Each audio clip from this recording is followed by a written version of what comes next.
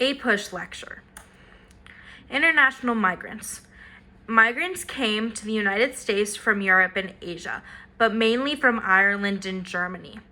The Irish and Germans mainly settled in the north. The immigrants posed as threats to many Americans on the topics of economy and politics. This picture shows the map of immigration and settlement, but when a large group of Europeans and Asians came to the United States. As you can see, the majority of immigrants were in the north, with the exception of Louisiana, and also the exception of Indiana, New Hampshire, and Maine.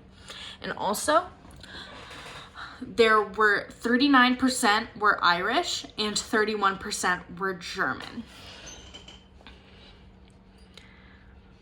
The nativist movement was started by the large amount of immigrants from Europe and Asia. Nativism is a political view that favors greater rights and privileges for white and native-born Americans. I almost see this kind of like nationalism, where people in the nation think that people from that nation are better than everyone else and that their nation is superior. Nativist movements tried to limit immigrants' power in American politics and tried to reduce their cultural influence. However, their cultural influence was already kind of pushed away because many of the immigrants settled in their own small groups where their cultures were together. The Know Nothing Party was created because of the nativist movement. It is a group of people who did not like immigration to the United States. The Mexican Cession is the land surrendered to the United States from Mexico at the end of the Mexican War. The Mexican War was basically a war to get the United States to be able to move west so that they could expand and grow. The lands include present-day Arizona, Texas, New Mexico, and California, and also include parts of present-day Utah, Colorado, and Nevada. The gain of new American lands also continued to cause the rise of more arguments over slavery. This is an image of the lands that were given by the Mexican Cession. The Mexican Cession heightened the argument among Americans about whether slavery should be expanded or not. This was already a great issue in America at this time. Many Southerners thought it was crucial for their economy, and many Northerners just saw it as not good at all. The Compromise of 1850 was created as a response to all the arguments. It said that California was a free state and it ended the slave trade in Washington, D.C. And the Kansas-Nebraska Act was also created, which allowed people to decide for themselves whether or not they would allow slavery in Kansas or Nebraska. But this was not very good because it created the small civil war in the United States between pro-slavery and anti-slavery Americans for control over the Kansas territory. Here's a funny meme I found. I'm not sure if you'll find it funny, but I kind of found it funny. In response to this was the Lecompton Constitution, where the pro-slavery Constitution suggested for Kansas's admission to the Union, but however, it was rejected. And this is just an image of the Bleeding Kansas. The Fugitive Slave Act was where slaves were forced to be returned to their owners even if they were in a free state, which caused many controversies with many Northerners because Northerners did not want to return the slaves back, and they felt like they were now being used as a way to just get slaves back because their nicknames were like slave catchers because of this. But slaves did try to continue to escape slavery using the Underground Railroad, and they tried to go to New England or Canada. Uncle Tom's Cabin is an abolitionist novel by Harriet Beecher Stowe, which was very popular among white Northerners, and the book was also sold in England. However, many Southerners did not like the book at all because it was very vivid about the horrific parts of slavery and did not really hold back any details, which made many Southerners upset because it made them look like bad people, even though they were definitely horrible people. This is an image of what one of the covers of the book might have looked like, and this is Harriet Beecher Stowe.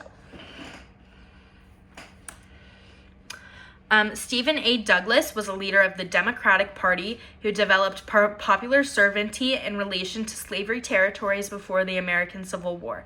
People could not decide whether they would permit slavery or not in their region's boundary, and the height of his idea was the Kansas-Nebraska Act, which obviously is not good at all and didn't cause a mini civil war before the major civil war.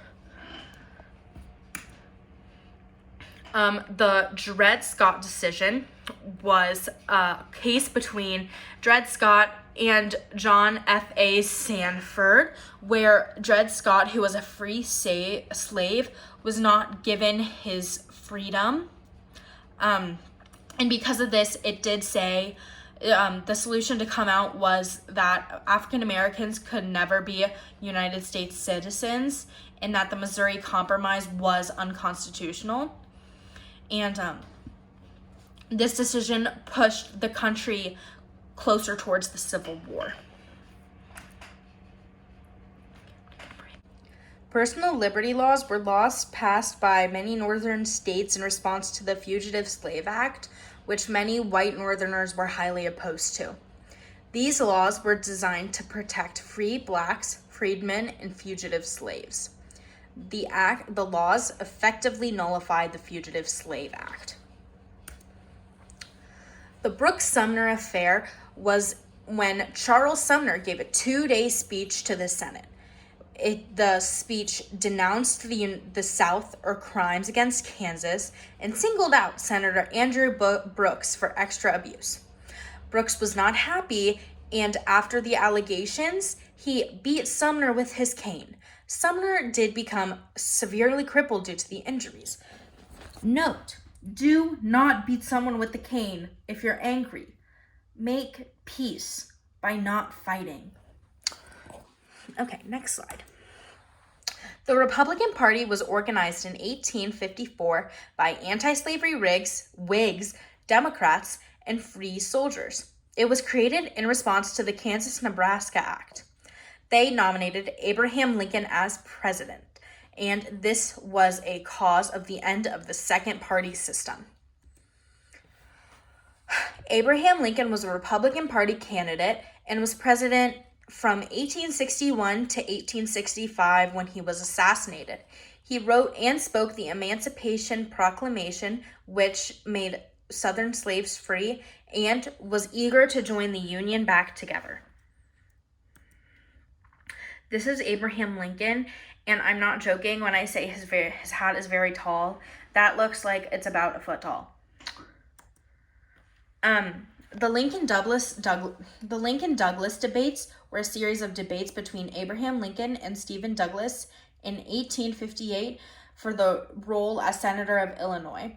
It was, though, part of a larger debate to achieve certain immediate political objectives. The Freeport Doctrine stated that the exclusion of slavery in a territory where it is legal could be determined by the voters' refusal to enact any slave property protection laws.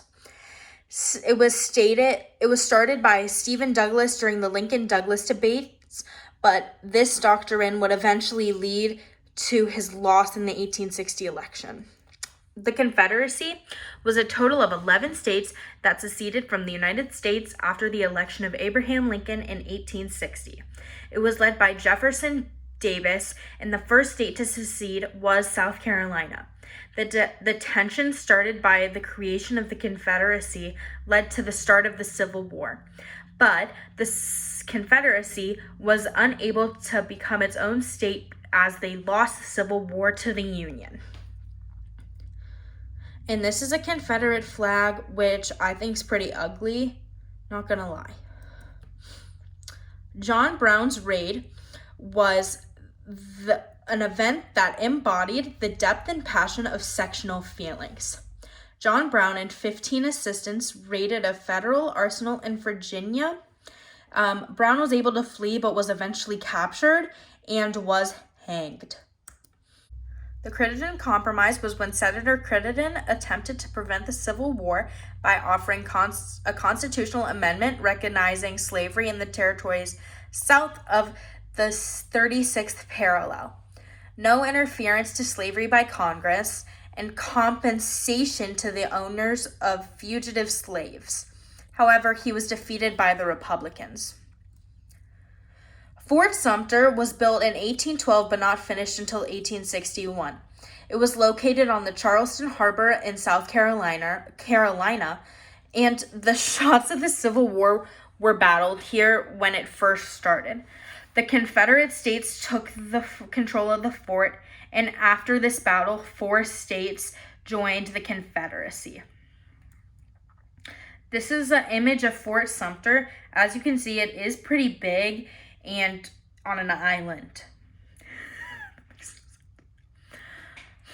The Confederate Constitution is very similar to the United States Constitution, but it had bigger differences around the ideas of slavery and the rights of states. In many ways, it was more similar to the Articles of Confederation than the Constitution. As you can see, this did not work out because the Articles of Confederation were very bad, and so was the Confederacy, so it makes kind of a lot of sense. States had the ability to do things such as impeach federal officials, collect more taxes, and create lines of credit. The Anaconda Plan was a military strategy proposed by Union General Winfield Scott in the early stages of the Civil War. It was a naval blockade of the Confederacy, and they would block Confederate ports and take control of the Mississippi River. This was a turning point in the war that helped the Union win. This is an image of how it looks. As you can see, it does try to take control of the Mississippi and gets around all of the Confederate ways, ocean, if that makes sense. The production of cotton was economically and politically important to many Southern people. Cotton had caught the nickname King Cotton because it was the most well-sold crop in the South and gained a lot of money to American economy. Many Confederate leaders believed if they could trade cotton with Britain and France, they would be able to break up the Anaconda Plan, but neither country was willing to participate. The writ of habeas corpus is a court order demanding that a public official bring an imprisoned person to court and show valid reason for that person's imprisonment. The law has deep roots in English common law and is used to judge if there is a lawful reason for jailing the prisoner. Border states. Border states were a region of states that were strategically valued by the Union and the Confederacy. The states include Delaware, Maryland, Kentucky, Missouri, and West Virginia. These states had strong cultural ties with the South, but had important economic relationships with the North. These states were very important to the North. So when Lincoln gave his Emancipation Proclamation, he said that certain border states were still able to have slaves so that they wouldn't secede. And these are the border states. The blue is Union, and yellow is Confederate. I've obviously been doing a lot of exam studying because I can't say my colors. The Emancipation Proclamation. It was issued by President Abraham Lincoln on January 1st, 1863. It applied only to seceded states and declared all slaves as free. However, it did not end slavery, but transformed the character of the war. It announced the acceptance of Black men into the Union Army and Navy, which the acceptance of Black men in the Union and Army Navy will eventually lead to bigger social and political changes for many Blacks. And this is Abraham Lincoln, and this is the proclamation. And this is a newspaper slip after the proclamation had been given. And this is Lincoln doing his proclamation.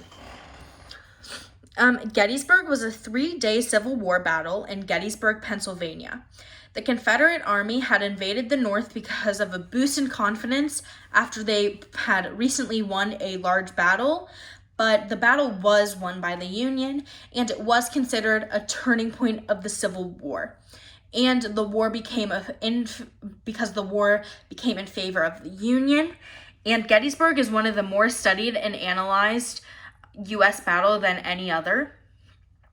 But unfortunately, the battle did cause lots of casualties on both sides. This is a picture of Gettysburg. Gettysburg is actually a really pretty place to visit. All of the battlefields are tried to keep intact, which makes it very fun to go visit. I visited like 3 times, and I absolutely love it. Love American history. My God, my arm's shaking. The Gettysburg Address was a speech written and spoken by President Abraham Lincoln. It was spoken at the Gettysburg battlefield after the battle had been completed. The speech is highly remarked as a literary masterpiece at the time. However, Lincoln's speech was not the main speech at the event, and it gained way more publicity than it was supposed to. This is a picture of Lincoln doing his speech. He's right there. As you can see, the person didn't really have enough time to get a picture of Lincoln when he was speaking, because the speech was actually 2 minutes long, which is very short for a speech during this time, as the main speech was actually 4 hours. So, yeah. The New York draft riots was 5 days of working class New Yorkers rioting over new federal draft laws.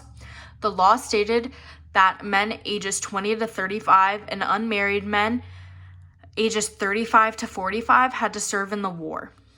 However, there were ways to not get drafted, which included getting a substitute or paying $300, which is a lot of money in that day and age. It was some of the bloodiest and most destructive rioting in U.S. history, and hundreds of people were killed and injured. But many African Americans were the target of the violence. These are just some images. This one, there's a person rallying a sign that says "No draft" and lots of fire. And this was also a battle. Copperheads were a group of Northerners who were against the war and wanted to restore the Union by negotiation and peace. All Copperheads were Democrats, but not all Democrats were Copperheads. All squares are rectangles, but not all rectangles are squares. Mainly in the Midwest, where families had a Southern background, were where the Copperheads were located. But Copperheads failed to have much impact on the end of the war and after the war. These are some of the cartoons in newspapers. They just look like snakes, which I think is pretty funny. They're comparing these people to a copperhead snake because they're like Democrat snakes. Pretty funny. The Pacific Railway Act was an act that provided federal grants and land and loans for the construction of a transcontinental railway across the United States. The first Pacific Railway Act allowed for the building of a railroad and gave the rights for the Union to expand west to the Pacific. The second act doubled the size of past land grants and allowed railroads to sell their own bonds. The Transcontinental Railroad was finished in 1869. This is an image of where the railway could have gone. The Homestead Act was an act that granted Americans 160-acre plots of public land for a small fee, which was $10 to $18, which is still a little pricey in that time. And this led to westward expansion and allowed citizens to become landowners, including former slaves, women, and immigrants. Yay, rights for not white men.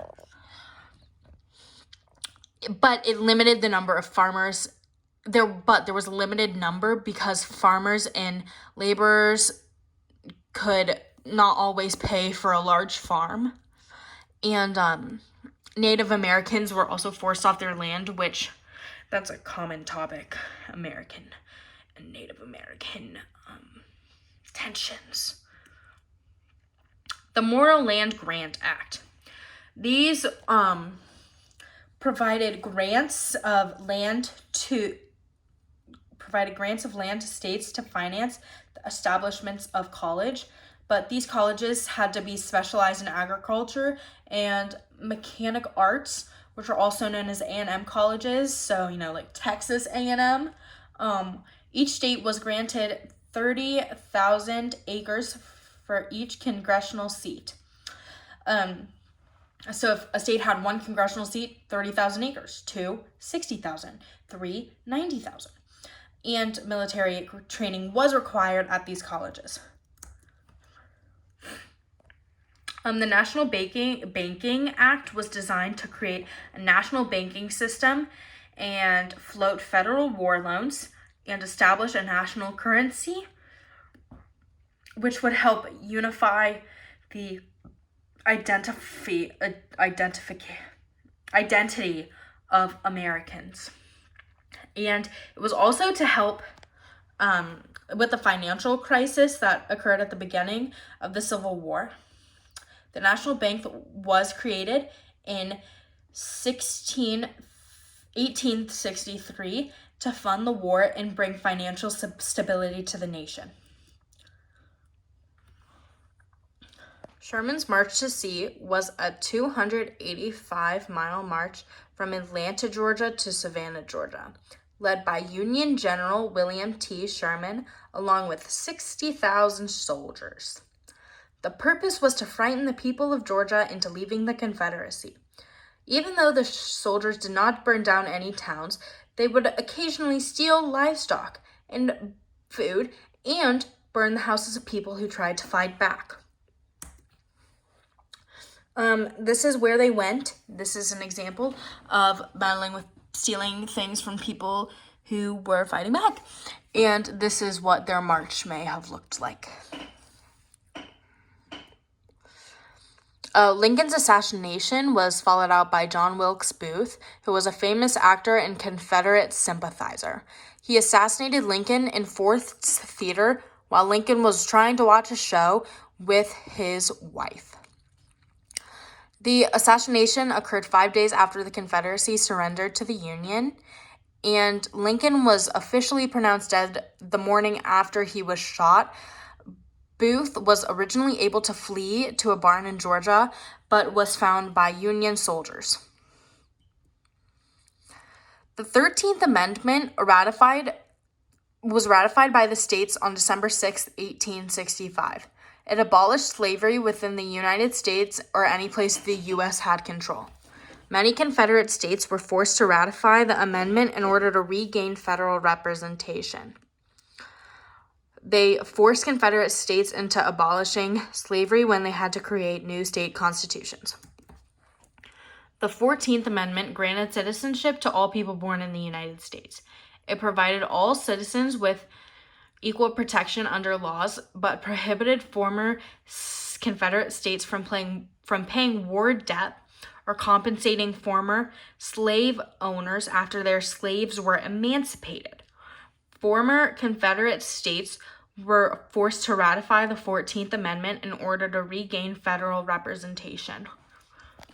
Also, slave owners would want to get money back for imprisoning people. That is such stupid. The 15th Amendment prohibited states from taking away a citizen's right to vote, especially on the account of race and previous servitude. However, it left open the possibility that states could force voter qualifications for all races. Many Confederate states took the advantage of this. They instituted provisions such as poll taxes and literacy tests, which they were sure that many African Americans would not be able to pass, as they were not able to have any learning ability as a slave. A freedmen's bureau was established in 1865 to help millions of former black slaves and poor whites after the Civil War. It provided food, housing, and medical aid, and established schools and offered legal assistance. It attempted to settle slaves in former war lands, but prevented it from carrying on its programs due to a shortage of funds and personnel. Andrew Johnson was the vice president of Abraham Lincoln, who took office after Lincoln was assassinated. He was the first American president to be impeached, which is saying a lot because he's like the only president who's been like impeached. Everyone else did like hey, you're gonna get impeached, and then they resign. He took a moderate approach to restoring the Union and clashed with radical Republicans. He also vetoed the Freedmen's Bureau Bill and the Civil Rights Bill and urged the Southern states to not ratify the 14th Amendment. Obviously, he wasn't a favorite of many abolitionists who thought that slaves should be free, and he wasn't really a open-minded person. This is him, Andrew Johnson, not that cute, and this is where the U.S. Senate impeached the president. Lincoln's 10% plan was a plan for Reconstruction that specified that a Southern state could be readmitted to the Union once 10% of its voters swore an oath of allegiance to the Union. In many ways, it was more of a political maneuver than a plan for Reconstruction, but by late 1863, many Democrats were begging for a truce and peaceful resolution. Black codes were restrictive laws that limited the rights of African Americans. It ensured African Americans' ability as a cheap labor force, and it was first implemented by Mississippi and South Carolina. Under these laws, many Southern states forced African Americans to sign yearly labor contracts. If they refused, they risked being arrested, fines, or forced into unpaid labor. The anger over these codes decreased support for President Andrew Johnson and the Republican Party. The Military Reconstruction Act set a new direction for the Reconstruction in the South. It divided the 10 states that had not ratified the 14th Amendment into 5 military districts. Each state was under control of a northern general. He was there to protect life and property. The Military Reconstruction Acts demanded new constitutions and the ratification of the 14th Amendment by all states to join the Union. The act was, however, passed over a veto by President Johnson. Radical Republicans were Republicans who were dedicated to freeing slaves and enforcing the fair treatment of freed blacks. These Republicans were very influential within the party. They believed that the Civil War had to end slavery and thought it was the South's slave-centered economy was unaffected. They believed black and whites deserved the same treatment. This was very big because many Republicans were Southerners, so many of them were slave owners. So that's kind of cray. The waving of the bloody shirt was a political phrase used in the era of Reconstruction. It described the attempts made by radical Northern Republicans to defeat Southern Democrats, and they used public speaking to impassionately speak of bloody sacrifice, and it was designed to keep public hatred of the Civil War period. These are just examples of when it was used. Liberal Republicans who were unhappy with the political corruption and new policies of President Ulysses S. Grant. The party called for civil service, lower tariffs, and more Reconstruction policies in the South. They opposed legislation that benefited any particular group. The liberal Republicans were easy to defeat, however. Ulysses S. Grant was a Union general who was seen as a symbol for victory during the Civil War. He was not the most educated president, but got a lot of votes for being an Army hero. He also brought half of his Army staff to office. He often spoke negatively about liberal Republicans and allowed Reconstruction in the South by radical Republicans. These are two pictures of him. The Panic of 1873 was started when John Cook and Company, which was the government's head financer of the Union military effort and was invested on the railroad construction, closed in 1873, which caused an economic panic throughout the nation. Many other firms decided to close at the same time, which is half the reason it started a panic, and it caused a large drop in employment, and many railroad strikes. The credit Mobler scandal was created by major stockholders, and the Credit Mobler of America was created by major stockholders in the Union Pacific Railroad who gave contracts to build. It was a profitable deal for congressmen. Congressmen were able to help themselves by approving federal subsidies for the cost of railroad construction. However, they did not pay attention to new expenses, so many railroad constructioners got a lot more money. The New York Sun newspaper reported the scandal, and a congressional committee was able to set up to investigate. Many lives of these high up businessmen were ruined by doing this, and which is really sad. And this is one of the books about the frauds. Carpetbaggers were people who traveled to a region with only a carpet bag of possessions or a little side bag. They attempted to gain profit from or gain control over the new surroundings against the consent of the original landowners. Many Northerners moved to the South and were at first welcome, but then the South began to see them as people who were willing to get rich off of their misfortune. Scalawags were white Southern Republicans who made up Scalawags were white Southern Republicans who made up the largest group of delegates in the radical Reconstruction era legislature. They were mainly non-slave holding small farmers, as well as merchants and artisans. They had a strong anti-black attitude and were seen as traitors to the South.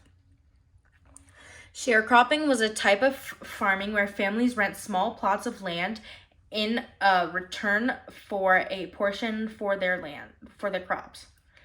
They typically practiced by former slave. They were formerly sharecropping was a type of farming where families rent small plots of land in a large plot of land for a portion of their crops. Sharecropping was usually followed out by former slaves in the South. 40 acres and a mule was created by General William Sherman to address the issues of growing numbers of refugees, and it granted each freed family 40 acres of land on the coastal region of Georgia, and the Army also donated mules. This is a percentage of farms that were sharecropped by county in the South. So as you can see, there were a lot in Georgia, South Carolina, Alabama, and Texas, but there were little amounts in Arkansas and Virginia, but that also is dependent on county. Redeemers were a white political alliance in the southern states during Reconstruction. They were generally rich landowners, businessmen, and politicians. They wanted to take back southern state governments, and their foundation rested on the ideas of racism and white supremacy. So they were kind of like the KKK. They did think they were genetically superior to African Americans. The KKK was a Southern white supremacy group that used violence against freed blacks. The violence was usually done at night. They dressed in potato sacks that made them look terrifying. The KKK eventually died out by government control after the KKK Acts were created that stated certain crimes were going to be federal offenses, so they eventually died out, but later on in the United States did come back. The Compromise of 1877 settled the disputed 1876 election. The compromise would remove federal troops whose support was essential for the survival of Republican state governments in South Carolina, Florida, and Louisiana. When the troops left, many white Republicans also left, and the Redeemers tried to take control. There would be another transcontinental railroad because of the compromise, and legislation would help restore the South's economy and to industrialize the South. Slaughter in Louisiana. The slaughterhouse cases were when Louisiana passed a law that restricted slaughterhouse operations in New Orleans to a single corporation. The slaughterhouses went to the court saying it was a violation of their privileges as U.S. citizens, but the court ruled against the slaughterhouses and in favor of Louisiana because the 14th Amendment did not shift all states' rights over to the federal government. This is just an image of what a slaughterhouse would have looked like at that time. So there are some cows, and it's pretty spacious, but not spacious enough for an animal. Some other major court cases include U.S. versus Cruikshank, which said that violence was allowed and deprivation of rights was allowed against newly freed slaves, and many of the free black slaves who were given citizenship rights had been nullified. U.S. versus Reese was when an African American had supposedly not paid a voting tax, but the election inspectors were caught lying and were charged by violating the Enforcement Act. The first Civil Rights Act in 1875 affirmed the equality of all people, but it was in the enjoyment of transportation facilities, hotels, and inns, and in theaters and places such as public amusement. A black person was denied these rights on 5 separate occasions, violating the acts. These acts, actually, from what I know, have been violated several times after this. Can we get the whole civil rights, like 1960s movement, actually? They've all been.